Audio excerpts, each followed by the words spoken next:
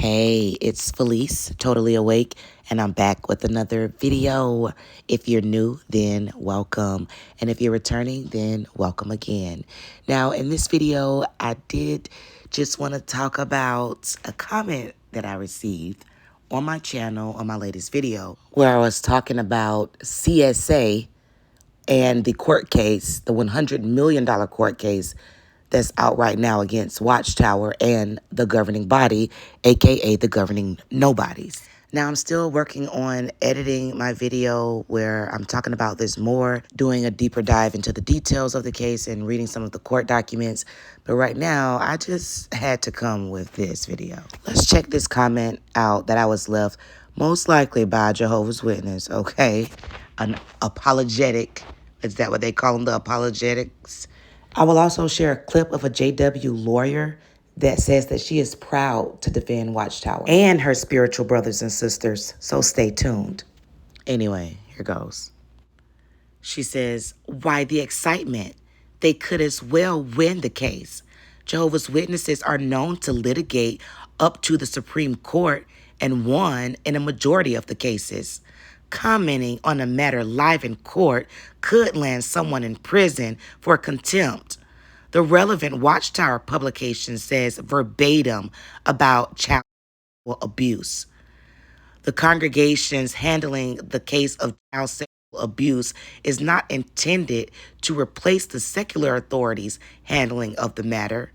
Therefore, the victim, her parents, or anyone else who reports such an allegation to the elders should clearly be informed that they have the right to report the matter to secular authorities. It is not the work of the elders to report the matter to the secular authorities. It's the work of the victim or anyone else. The elders will look into the matter, and as far as it affects the congregation's spiritual welfare, the secular authorities will tackle the matter as a crime against the law of the land. The boundaries are clear. How is the governing body involved when there is an incident of child sexual abuse somewhere on an island in the Pacific Ocean? The matter will be dealt with by the local elders plus the local secular authorities. It will not be dealt with at a governing body level. You are asking for too much. Tarnishing the name of the governing body might be a story that is juicy, but the court will be interested in the facts, the evidence, and the law. Stories won't feature in the litigation. Invoking the governing body is just meant to invoke emotions and contempt against Jehovah's Witnesses. The governing body is a policy-making organ of Jehovah's Witnesses. The policy is quite comprehensive, and the quotation above is just a snippet. Please let me not comment on the merits or the lack of them, since it appears to be a matter live in court. It offends the sub-justice rule.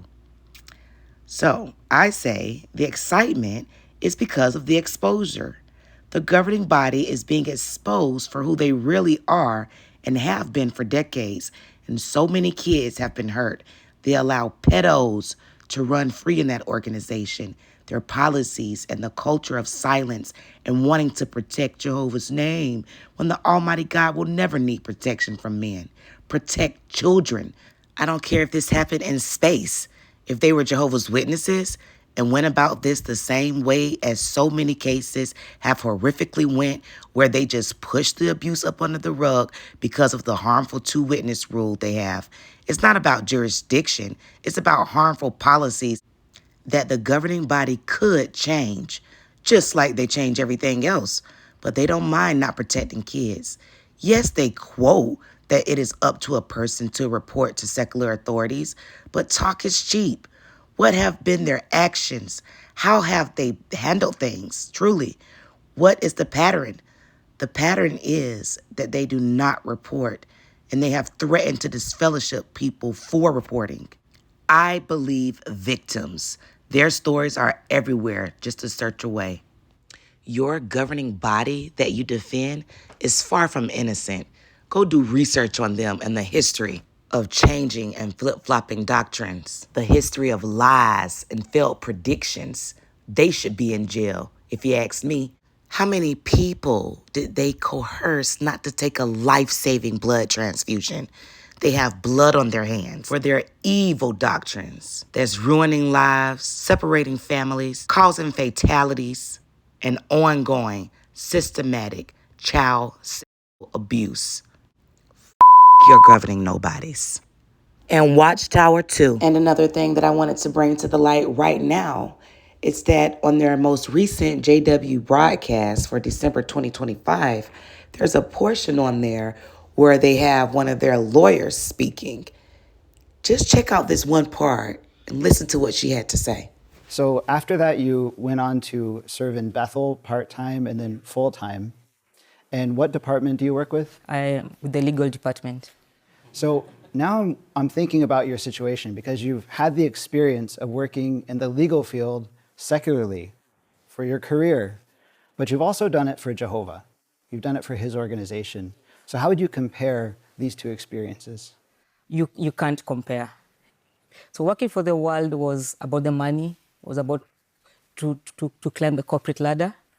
But when you work for Jehovah, you are fighting for the friends. You love them even before you meet them. And when you meet them, you love them even more. Your faith builds you, and you can't compare because it gives you contentment, joy. It's the best.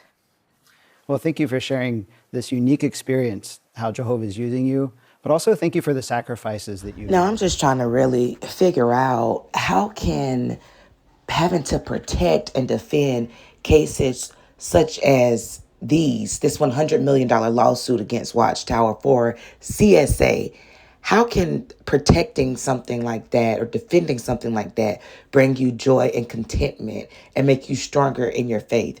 If anything, because it seems that you should see so much horrificness and flaws within the organization and behind the scenes, it seems like that should wake you up more than anything, that this can't be God's one and only true religion.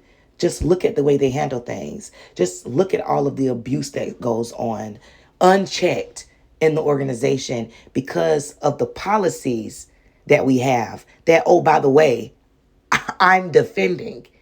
Who could defend this in their right mind? But anyway, make sure you like this video, subscribe to the YouTube channel because I'm coming with some more content. All right. And leave me a comment down below and let me know what you think. And I'll be back with another one. Bye.